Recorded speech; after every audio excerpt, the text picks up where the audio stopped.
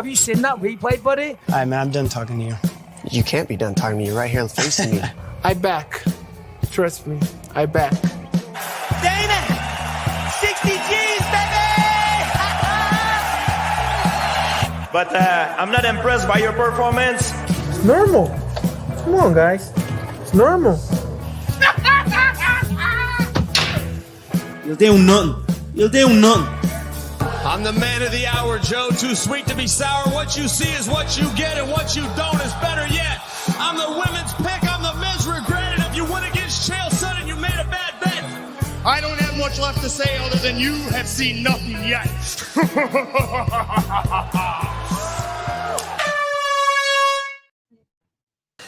What's happening, Fight Week Show fans, Fight Week Show people? Then we are live with another show on Dust Up Shakedown, and helping me do that tonight is my bro Yao, my bro Antwin.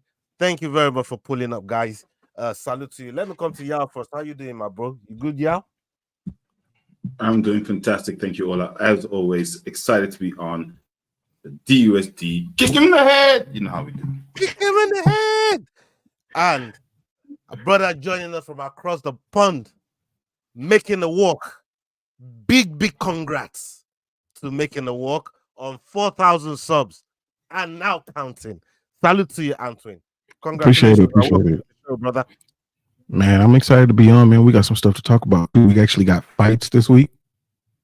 So I'm excited, man, for sure. Yeah, man. That's good, man. That's good. And the last brother that's joining us tonight, my bro Sterling S Dog MMA. He's pulling in. How you doing, bro? I'm doing good, brother. How are y'all? Yo, we're good. We're good. Thank you for pulling up, man. Thank you for joining us. Yes, sir. Thank y'all, brother. Okay, yeah. Like Antwin said earlier on, we actually got some stuff to talk about. We got some nice conversations that Leroy put together for us. Salute to Leroy and people. Everybody that's wondering if McDane is going to pull up. McDane is not going to be joining us today. He's got some family situation, so big up to McDane. And everybody, make sure that you're going on his page, showing him love, subscribing to his page, and following him on social media. Okay. Leroy's put some topics for us to talk about tonight, but and a couple of them are over here that's been listed, and we're going to talk about maybe one or two more situations. Maybe that's not in the clip, but these ones are really need to bring up. Let's hit the first clip from Leroy. Salute to Leroy. As former strawweight champion Jessica Andrade continues her quest for another UFC title, she's also got her sights set on a women's BMF title against the UFC Hall of Famer Joanna Jędrzejczyk. Speaking to MMA Fighting, Andrade said, "I've been talking to Joanna and she said that she'd come back. If it's for the belt, she would come back. I think that would be a good fight, Joanna, or maybe even Angela Hill, who never walks away from a fight and is always there fighting everyone. Or Valentina, any of those girls would be great, but I think it would be special if it's Joanna. It would be better." Joanna is now 37 years old and retired, having last fought Weili Zhang, losing by spinning back fist at UFC 275 back in 2022. What do you guys think? Will we see the Boogie Woman return to the octagon? That's a live one there from Leroy. And Jessica Andrade, obviously we all know about Jessica Andrade and Joanna Jędrzejczyk and the level of work that they put in the strawweight division. But talking about the women's BMF, I'm gonna come to you first, Sterling. Actually, let me come to you first on this one. Do you think it'll draw eyes? Will it put bums and sit watching? I mean, putting this competition together. Do you think it'll be good for the division, especially the women's division as a whole? What do you think? Brother, I wouldn't mind it at all, to be honest with you. I don't know about making it a BMF belt per se. I think I can think of some other females I'd rather see fight for a BMF belt. But Jessica Andrade ain't a bad one, bro. And Jessica Andrade versus Joanna Jędrzejczyk, bro, that's selling tickets. You could put that as a co-main for a big pay-per-view. So definitely don't mind that fight at all. I don't know if she'd come out of retirement for that fight, But I wouldn't mind fighting a Boogie Woman fight one more time, brother. Yeah, I like. Look, I'm a big fan. I'm one of Joanna Jędrzejczyk's biggest fan. I love her work. And some of the bouts that she gave us as the women's champion, the women's strawweight champion before Rose really came and took over. They were just phenomenal. But what about you, Antoine? I mean, she mentioned some names like Shevchenko, and you know, some of the, even Angela Hill, like she said, some other experienced names in the division. What's your take? What's your take on the whole idea of BMF with some of these things that she mentioned? I mean, I think it's interesting for a women's BMF. It's interesting, just, you know, fun fights type of thing. But as far as like Joanna coming back for it, I mean, it really comes down to, do I want to see Joanna come back and get some brain damage to get paid? Because she retired for a reason. When we last saw her, we saw what Zhang Weili did to her, and mind you, that is Zhang Weili, that's top of the food chain. But if we're gonna see Joanna fight, do we want to see her fight Angela Hill? Like, do we really want to see that? So if she's gonna come back, then she should fight somebody age appropriate, and like Sterling said, it probably should be with a BMF belt on the line. I like the idea of the BMF, but it's got to have some spice to it, some sting to it. You know what I'm saying? Like, we only got interested in the BMF on the men's side, you know, like really down for it when we saw Dustin, Justin, and Max really being the ones carrying that. So it's got to do the same thing on the women's side, and I don't think that does it. Yeah. Yao, we just seen your comment there. I mean, from what you're saying, it seems like you like it. Tell us what you think, bro. Break it down. Your timing.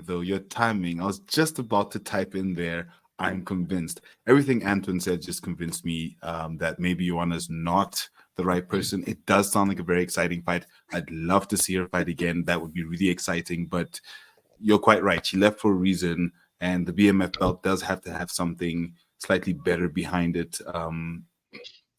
You know, saying and Angela Hill would be like saying, you know, throw Jim Miller in there, cool, you know, journeyman. But so, you know, I'm convinced maybe it's not the best fight, but BMF female, I love it. I would love to see that. I'm not too sure who I'd like to see in there, to be honest. Jessica Andrade definitely for me does get a vote because she's the one who's brought it up, and I think she's got that badassery about her. Former champion, trying to get back to the top. She's a dog. She fights anybody, anytime. She beats the biggest, the baddest. So I think, yeah, definitely Jessica Andrade versus, well, let's see who could fit. But I like BMF idea, but maybe not against Joanna. I want to counter. I want to counter what you know, your thought process there, especially you and Antoine on the whole. She left for a reason, right? She says she's happy to come back for one last dance on a big something like the first women's BMF, because that would be another legacy. That would be another bow to her, another string to her bow, right? But does BMF only have to apply to top of the food chain or even former champions? Don't it have to apply to the fighting style that whatever it is, wherever they are, they're ready to get down, they're ready to throw down, they're ready to bleed, they're going to give you the fight of their life even if they lose, and they don't care about that. They just care about putting on shows for the fans. Don't BMF have to be about that rather than former champion, top of the food chain, not for journeyman? Because you mentioned someone like a Jim Miller. We know what Jim Miller is about. Whenever you get in a fight with Jim Miller, you know you're getting in a fight. It ain't no easy fight for anyone, right? So I believe BMF should be about. Maybe you want to counter it. I don't know. One of you two, you can get at that if you want. Let's hear it. Yeah, no, I agree with what you're saying. Because the fighting style has a big part of it. Like you're not gonna say, "Oh, let's throw Tatiana Suarez in there." Nah, fam, that's not gonna work. Like, we need somebody that's gonna, like you said, bleed for it. But my thing about Joanna, and you know, Clip said this, she's 37. And I mean, I just don't see her coming back and having that amount of violence, and it's not the violence that she's willing to give, it's violence that she's able to receive. because you have to be able to receive as well. So I just don't think that she's able to receive that violence the way that she may think that she is. And that is a big part of being in the BMF. Yeah, I think we might have just lost Antoine there. You know, I'm glad for once yeah. it's not me who has the connection that's not working. So it's always it's been me for a few days as well. It's been me for a few days. It's been me for a few days. So I know what Antoine's going through there, man. Not easy. The worst part is you can't do nothing about it sometimes. Nah. That shit is rough.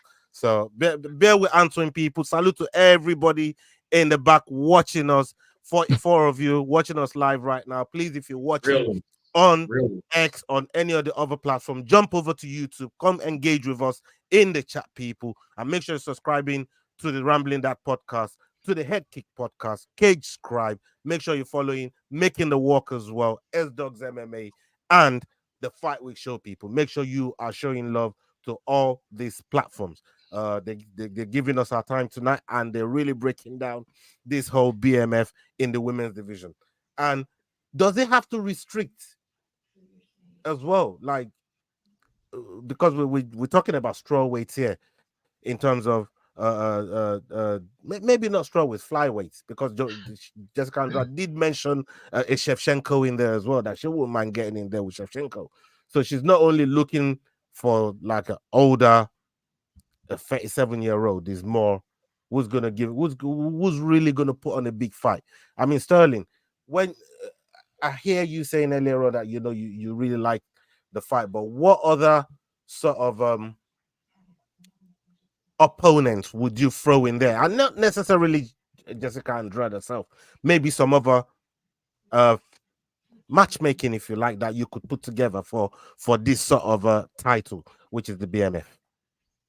Man, I'm trying to think right now, bro. It's just so hard for women's. It's a shallow pool. I know. I was just about to say, because there's not many that are down to get down.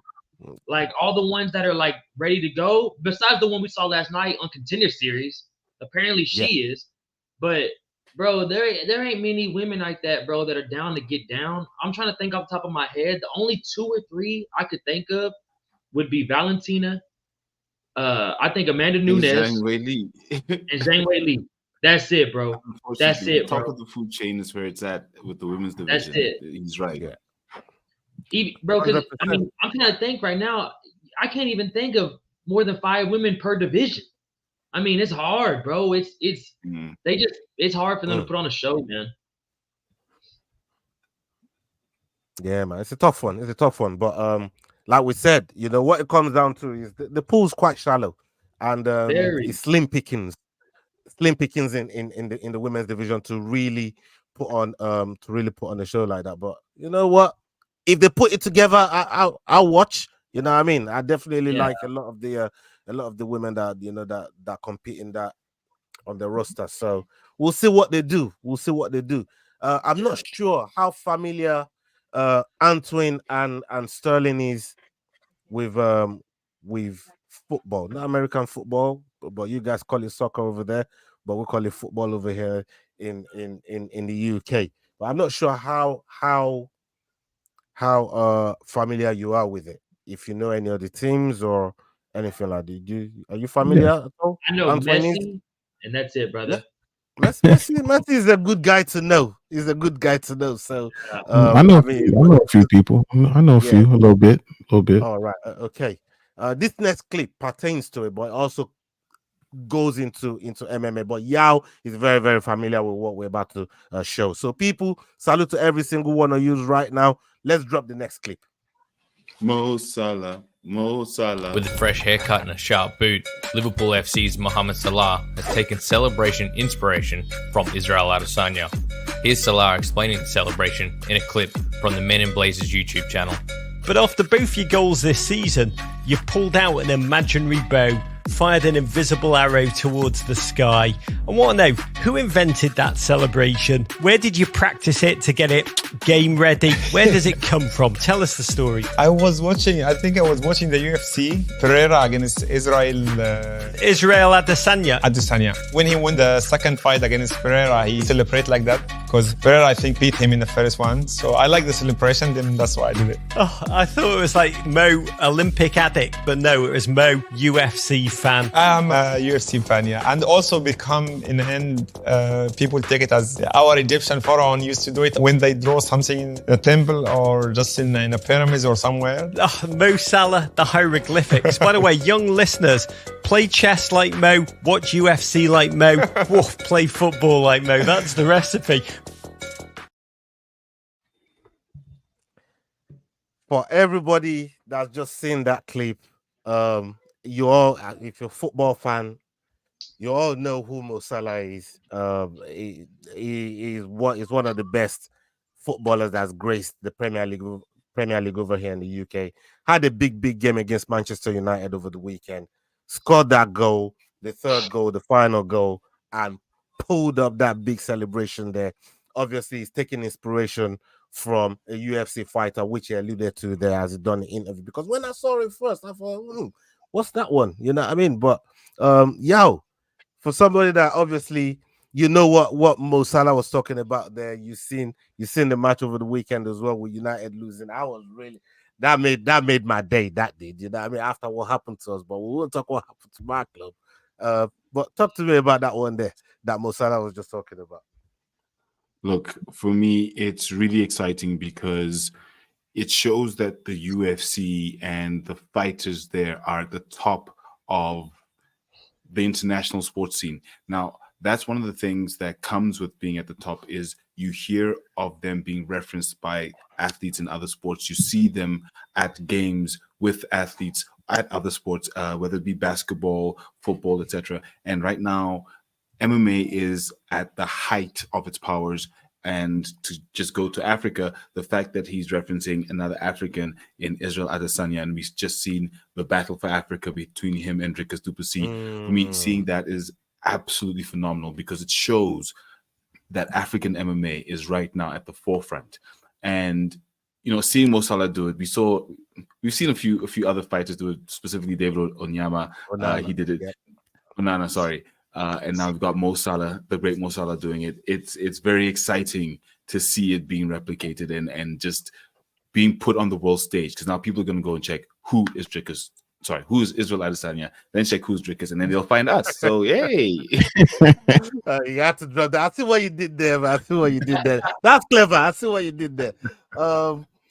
Antoine, I mean, we've seen, when Ilia Topuria was fighting, there was Sergio Ramos, there was a Real Madrid defender. He plays for Real Madrid, also plays for Spain. He was there present. We've seen Cristiano Ronaldo at many MMA events as well. So there's a lot of football fans. Kevin De Bruyne, they always turn up at some of these events. And Kevin De Bruyne is a big football superstar. If anybody don't know, plays for Manchester City, probably the best midfielder in the world. But seeing a big superstar like Mo Salah, obviously explaining and referencing is interesting in MMA first. That was what really got me. You know what I mean? That, okay, you know what? This guy actually follows MMA, because that was one thing I didn't know. I just know it's because goes against my team, and I hate it. But now I've found a reason to like him. But please tell me what you think from what he's saying there and his reference to MMA.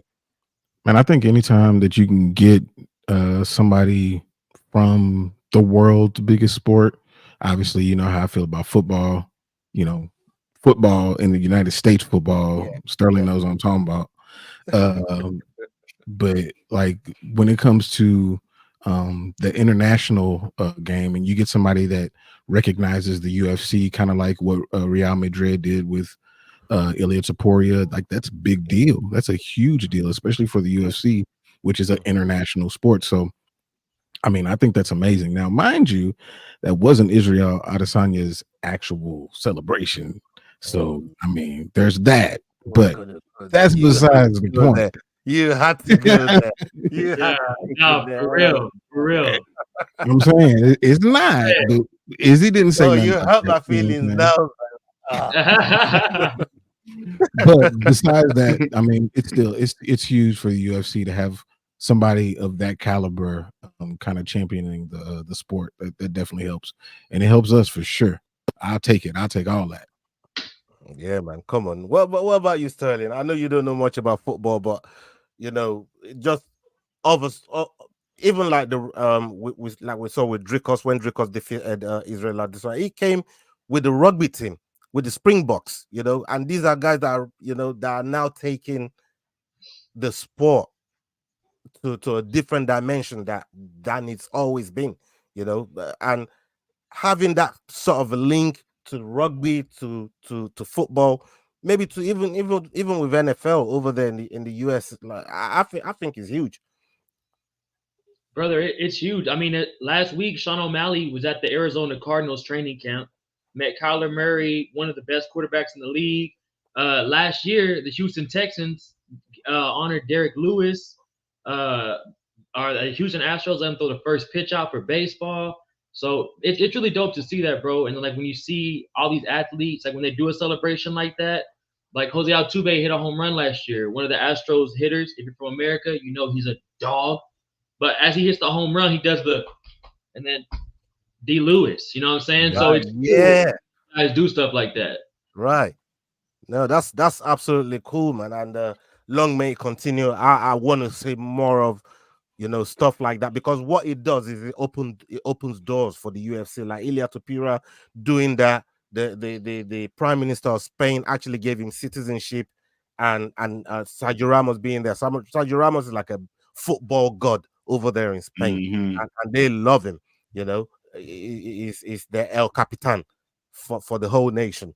And off the back of that, they gave him a Spanish residency, and now they said UFC is now open to come over to Spain, which hasn't happened before.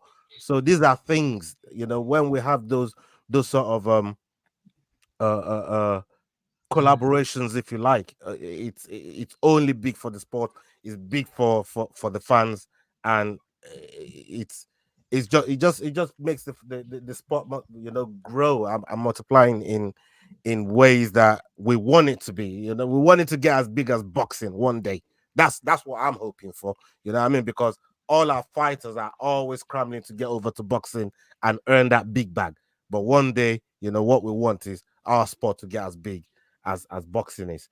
But people, leave your opinions in the comments. Leave your thoughts and feelings in the comments below. Let us know what you think about that clip there. Okay, we've got another one here. This one here was funny to me, and I was quite excited when Leroy put it together. For everyone that knows, we're Khabib team over here. Let's go. On his Instagram, Javier Mendez posted a video of DC calling Khabib out for not inviting him to a barbecue.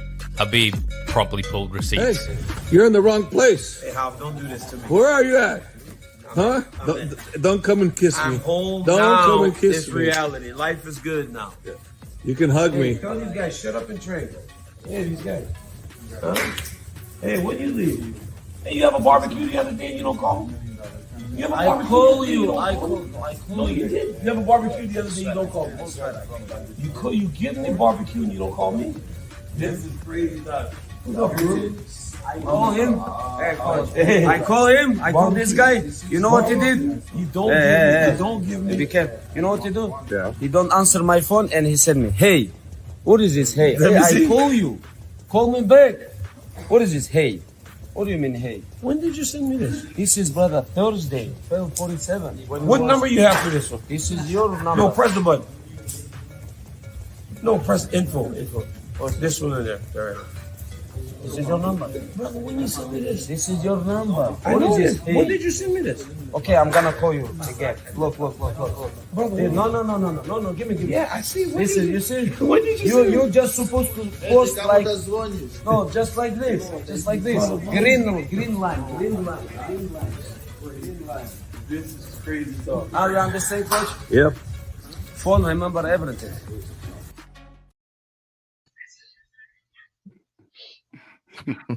I can't stop catching joke watching that. He even gave it a nice kick up the backside as DC was walking up there.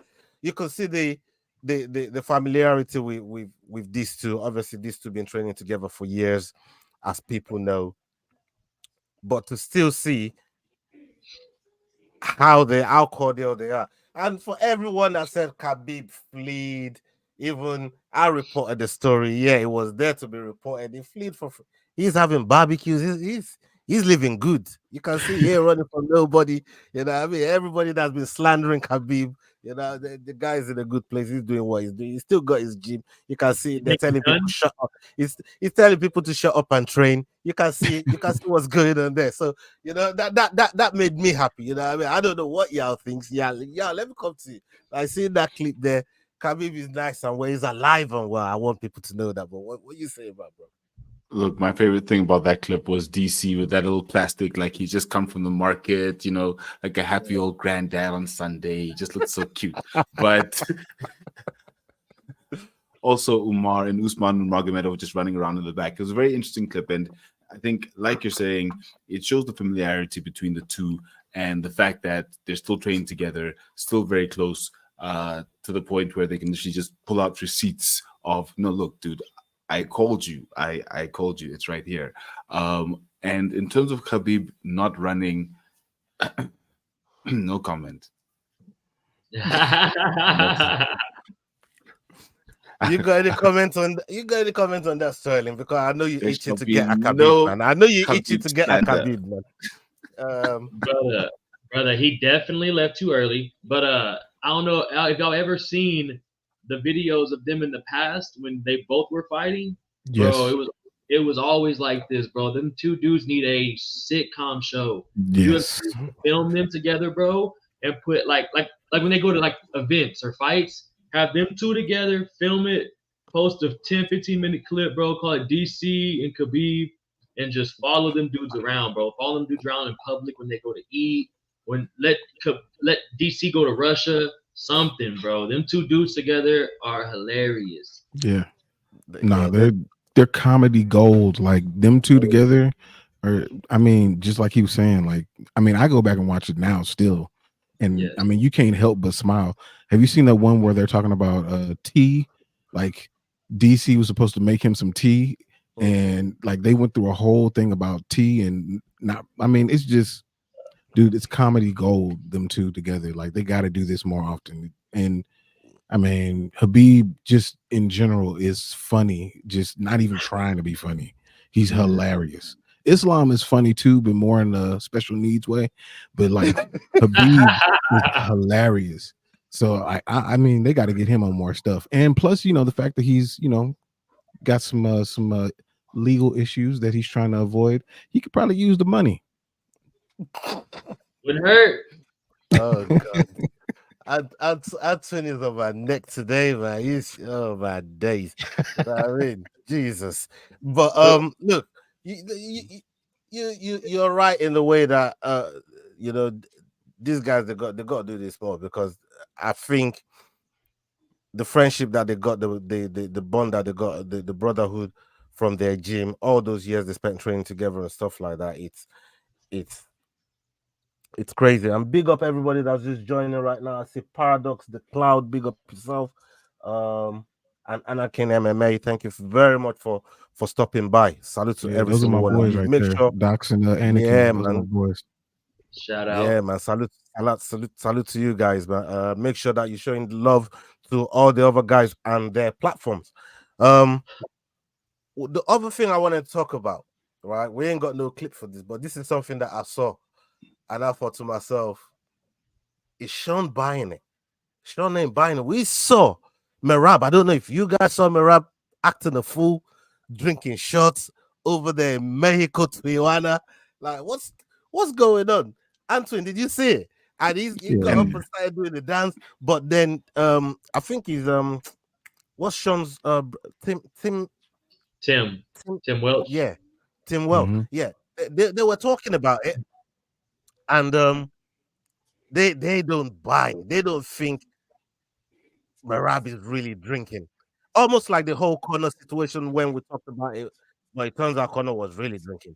But like Anthony and Sterling. I don't know what you guys do you think because of the way Sean was actually talking, he's thinking he can't be that stupid that he's drinking so close to the fight. Well, what do you guys think? Nah, I mean, even if he was drinking, like it's not the best look, but it ain't that big a deal. I mean, Merab is a machine. I mean, he really is a machine. Like y'all seen him when he dove in the pool at one end and swam down to the other end without taking a breath. Like that dude's a machine. So I wouldn't be worried about his cardio or his physical fitness. I'm more worried about the stupid stuff when he was taking the stitches out of his face. That was dumb. But besides that, like, I mean, you got to prepare for the best Merab that that there could possibly be. Ignore all that other stuff, and I'm sure Sean is doing that. He's not paying attention to that stuff. Yeah, you defended Conor and said it went. There's no way he was drinking. You think there's no way Merab was really drinking them tequila bottles there? Like, bro, he was downing them shots. Unless it's water, I don't know. Like, it could be 7. I saw another video of him eating some Indian street food. And we all know what happens if you eat Indian street food and you're not from the Indian streets, if you will. So I don't know. I think it's a whole new form. Like I defended Conor, I am defending Merab. I think it's a whole new form of social media warfare because, as I said last time, Merab is a very astute social media user. He uses social media very effectively. So to put all these things out, maybe he's just messing. Like you said, now he's messing with O'Malley's head because now O'Malley's thinking, oh, was he drinking? Wasn't he drinking? No, I don't think he'd be that dumb. And then maybe he forgets about the stitches or whatever. But I think Merab is just being very crafty with how he's approaching the mental warfare. He's having fun with it, and that works for him. And we don't know if it's going to affect O'Malley or not, but there's a chance it might. So let's just put more stuff out there for O'Malley to think about. Which one is true? We don't know. Were those real stitches? We don't know. Was he really drinking? We don't know. Did he really have Delhi belly? We don't know. So I'm all for more of it. Let's go. I mean, Sterling, have you ever seen anyone really mess with Sean O'Malley in the build-up to a fight as much as this? Merab started. People might forget this. Merab started by stealing his jacket and then give it back to him. That was fire. I like that. Crazy. I love it. That was hilarious. Like, talk to me. What's your take on this whole thing and how Merab is really messing with Sean over here? I think he's pulling the Ryan Garcia. Ryan Garcia, even when he did that little drinking during the weigh-ins, he did the Patrick Ben David podcast after, and they were like, "Dude, what were you drinking the day of the fight when you were on the weigh-ins? When you were taking all these shots, like day of the fight?" He said it was apple juice and the beer, and then we had water as shots. So I think it's the same type of thing, bro. Because Merab doesn't even really drink like that. I did an interview with Ray Longo 2 months ago, and he said that dude doesn't even touch alcohol. So I think he's just messing around with Sean, bro. And like you said, he's probably been the best at it. Aljamain tried. He was not good. He was not good at it at all. It was kind of cringy. It was kind of forced. And then homeboy got did up. But I'm gonna be honest with y'all. I think Merab's kind of in his head because Sugar made a video about it today, and if you watch the training camp that Sugar's putting out, him and Tim are watching the video together. So I don't know, bro. But Merab's a crafty little dude. Yeah, it's got in his head, in his Anton. I can, and the crazy part of this is, if Merab gets it done, how does this whole build-up look? Anton, like, talk to me, bro. Man, if Merab gets it done, like, I mean, if he gets it done, we know how it's gonna look. We already, everybody in the chat, everybody on here can tell exactly how that fight went without even seeing it. So that would mean that all of this is just show, you know what I'm saying? But at the same time, I don't think that even if they were looking at it, I think that they were probably doing it for show too. So it's like, it's all a game, and they know how the game goes. They know how the game is played. So I don't think that they falling for it. They think that Merab's going to come in and be the same Merab that carried Henry Cejudo out of the burning house. It's the same dude.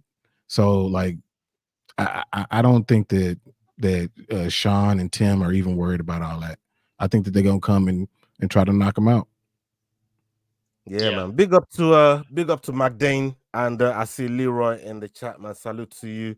Crossover MMA, big up yourself. Thank you very much for pulling up. JC Ways. Thank you very much as well for stopping by. There's over 60 of you watching live right now. Make sure you're driving the likes up, people. And if you're the mods, keep reminding them, drive them likes up. The likes definitely helps the channel. We're trying to grow the channel over here, and as we congratulated Antoine over earlier on, they just hit 4,000 subs. They need more subs. Go and show support on that channel, making the walk. Make sure that you're going over there to show some love. So you subscribe to the Fight Week show. Please make sure you go over there and show them some love, and the Head Kick podcast as well. Make sure you go over there, and yeah, they got some wicked videos on their platform. Okay, we got a question here from Rick Allen.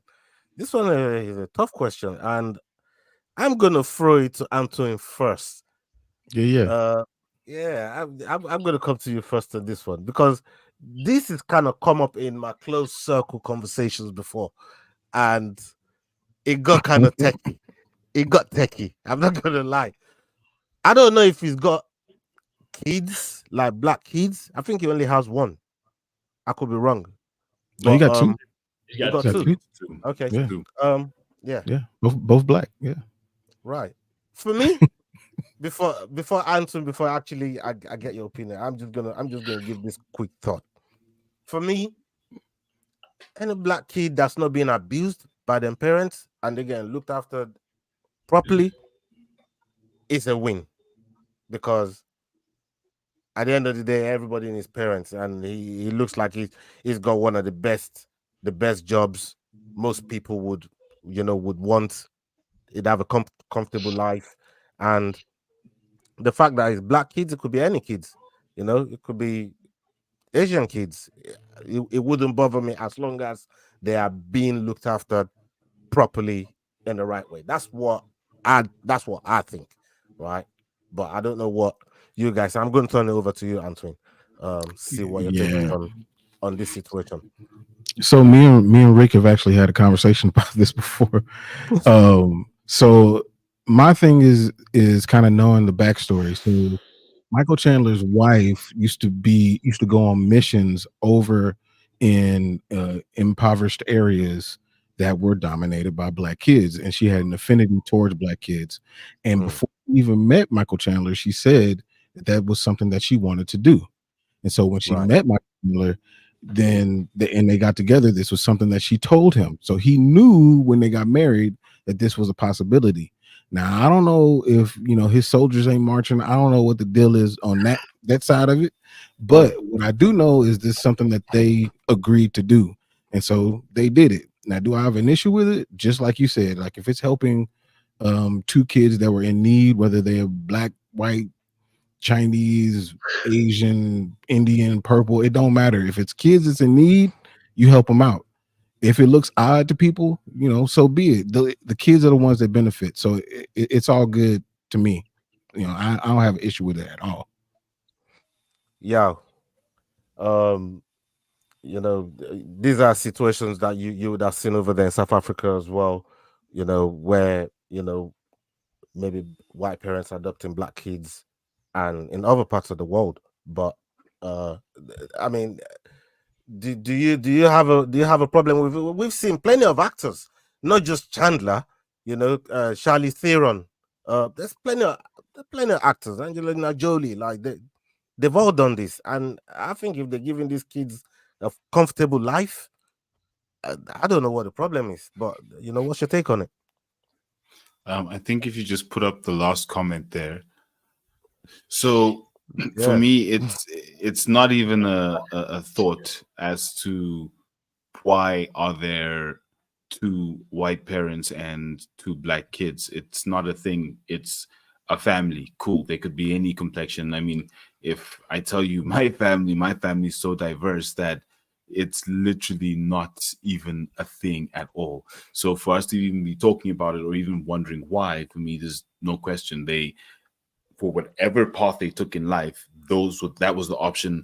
Whether it be race that they're closer to, more understanding culture, whatever the case is what they chose. Cool. So for me, it's not even a thing not even worth discussing, but it's not something that really comes to mind. Even when I look at it or when people talk about it, I'm like, okay, and cool. It's two people looking after kids, which, as Antoine said, that's what we do in society. So the race of the kids shouldn't matter. Yeah, I mean, Sterling, Rick's pushed back here, and he says, "You know what? I don't mind the black kid situation, but why not at least one white kid? Like, why is there gonna be two black kids? Like, look, let me be honest. Like I said, this is why this comment here is gonna start getting techie. You get me? That's what you think is a bit weird. But what do you think to the whole situation? Let me be honest. I'm jealous. I wish Michael Chandler adopted me. All right. First of all, I'm jealous of those kids. Second of all, bro, I don't really think none of it matters. I think everybody just really cares, like what y'all are saying. So it doesn't really matter, bro. They're living the best life they can now. Imagine Michael Chandler as your dad and like what they get to grow up in, bro. Like I said, I'm jealous of those kids. They're about to have a great life. Two dope parents. I didn't know that about his wife though. Yeah, me neither. You told me that earlier, bro. Because I was wondering that too. I was always like, I wonder what started. Like you said, maybe the boys ain't men yet down there. But I just was always trying to figure that out, or like maybe something happened with his wife or something. I didn't know that's what it was, but that's dope, bro. And I know like 3 or 4 people that's done that. So plus my girl's black, so we be down with it. Yeah, I mean, look, if you got the money enough and got the means enough to give black kids a good life, bro, you know what I mean? I'm all for it, man. So as long as any kid is getting a good life, they're not being abused or anything like that, and they're being taken care of in the right way. I don't care who their parents are, like, that's just me. But there we go. Okay, people, salute to every single one of you that's live right now, man. Nearly 70 people. Please make sure you're hitting that like button, subscribe button, and make sure that you're showing some love on the channel. Before we wrap it up, what's going on the African scene right now? What's happening on the African scene? Can you share that with people? Before we do that, there's just one more thing. Going back to Khabib, very specifically Khabib in DC. I'm sure you've all seen that clip. I'm sure we've all seen the clip where Khabib is very proudly expressing the fact that he bootlegs and he streams and he does not for anything buy a pay-per-view. Now, Dana White has come out today saying, we are going to prosecute those who are illegally streaming. Do you think he's going to go after Khabib? No way. And why not? Because that's what Dana White said. He didn't say Khabib, but we all know Khabib doesn't buy pay-per-views. He bootlegs. So, and it's recorded. It's there. There's evidence. You're giving Antoine more ammunition that he needs the money. Antoine, take it away, Antoine. Go on. Yeah. Take it away, Antoine. I tell you what, I think that anybody that fights in the UFC should be able to watch UFC for free for life. They shouldn't have to pay for no pay-per-views ever again. You go in there and bleed for the UFC, and you know you're not getting paid what you're worth. You should at least be able to watch the shows for free going forward. You know what I'm saying? They get kicked out after the fights. Like we've seen Johnny Walker numerous times being kicked out after the fights. Peyton Todd would say the same thing happened to him. Like that's garbage, man. That's garbage. There should be a section where they can come out and watch the fights. Like unless they're not, they're too messed up from the fight, they should be able to come out and watch the fights at the least. You know what I'm saying? Like that's ridiculous. But nah, man. I mean, the UFC is definitely not gonna come after Khabib. Like he's done a lot for them. And they've done a lot for him, but Khabib is Khabib. You know what I'm saying? Obviously I have my thoughts and opinions on where he ranks in the GOAT conversation, but there's no denying. let's talk about that now. Actually, let's yeah. let's talk about that. Because this is the conversation I've wanted to have with you. So while we're on the subject of Khabib, I mean, we might as well talk about that. Oh yeah, sure. We saw your rankings on your channel, and people that haven't seen it, please go back on Making the Walk channel and go check it out. You and some of your boys, talked about some of these rankings, and you had him in the overrated sort of section. Like, what's your thought? Why you think he's overrated like that? Because from the fights that we've seen, I don't think he's that. I think he's legit. I think he's as legit as they come. To say he's overrated, they say it's not legit. That's how I took it, which is why I had an exception to you saying he's overrated. Well, everything's relative. It's not saying that Khabib is trash or that he doesn't deserve to be highly regarded. He definitely does.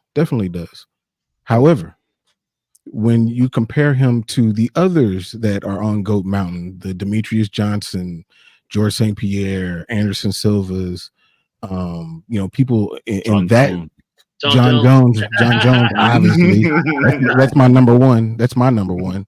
But like, when you compare him to those people who had long title reigns, when you fought under the brightest lights with the biggest circumstances the most times and came out with your hand raised, I can't put somebody who only had 4, which, mind you, Islam already got that.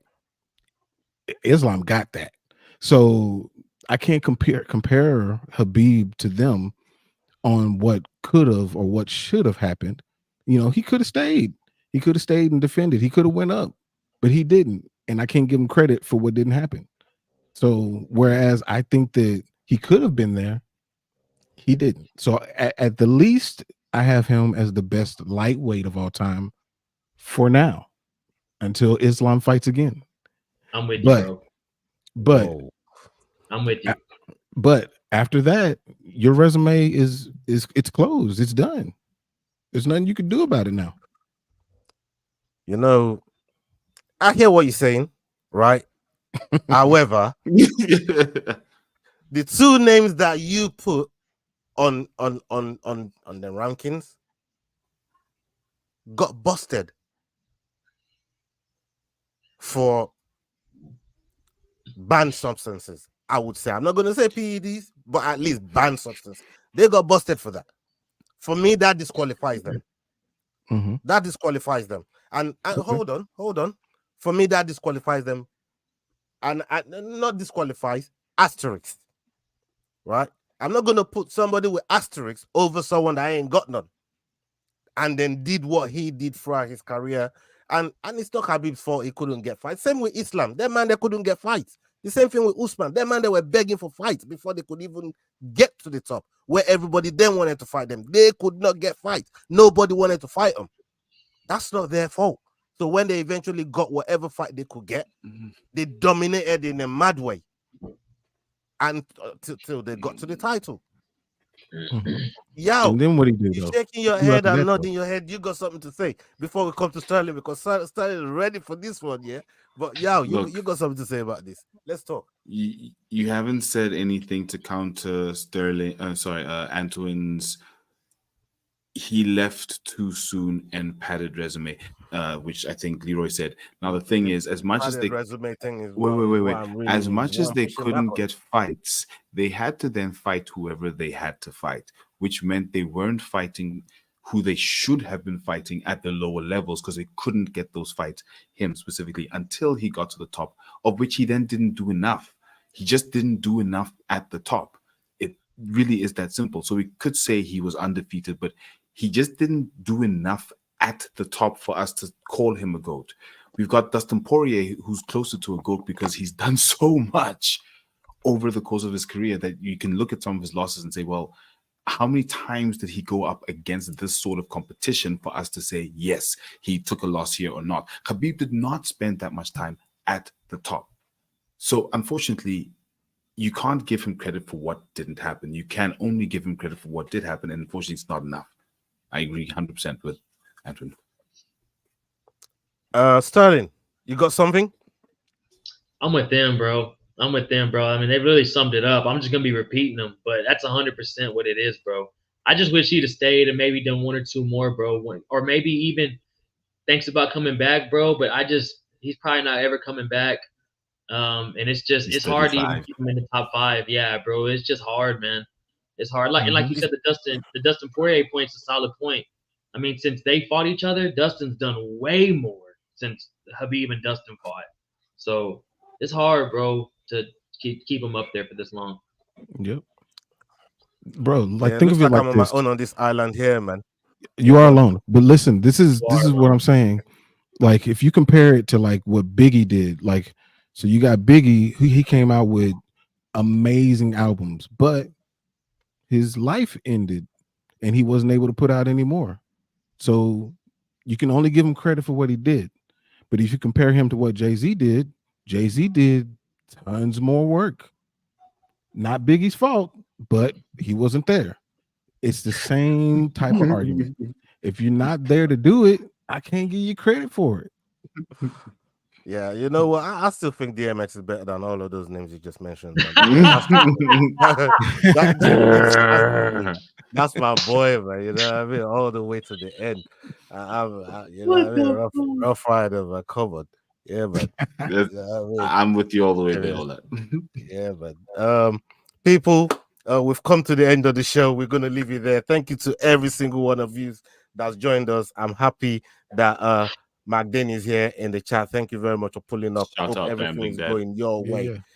Big up yourself, Magdane. Thank you very much, my bro.